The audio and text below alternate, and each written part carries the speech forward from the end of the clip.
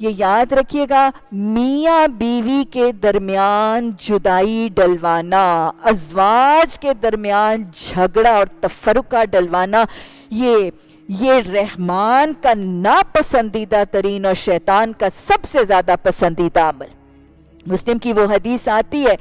کہ آپ صلی اللہ علیہ وسلم نے فرمایا کہ شیطان جو ہے نا وہ سمندر کے اوپر اپنا تخت لگا کے بیٹھتا ہے، اپنا تھرون سیٹ کر کے نا، جیسے ایک بادشاہ بیٹھتا ہے، وہ سمندر کے اوپر اپنا تخت لگا کے بیٹھتا ہے، اور وہ جو ہرکارے اور چیلے اور ایجنٹس اس نے بھیجے ہوتے ہیں نا زمین میں فتنے فساد اور شیطانی سرگرمیاں کرنے کے لیے، وہ جب واپس آتے ہیں تو شیطان کو اپنی رپورٹ دیتے ہیں۔ بڑا آرگنائز سٹرکچر ہے اس کا، ہاں۔ اب وہ آ کے اس کو رپورٹ دیتے ہیں، اور حدیث میں آتے ہیں کہ اس کے مختلف چیلے جب اس کو آ کے خبریں دیتے ہیں، لائک کوئی ایک کہتا ہے کہ میں نے آج فلاں کی جیب کاٹ دی، کسی نے کہا میں نے چوری ڈاکہ کر لیا، تو حدیث میں آتا ہے کہ وہ شیطان نا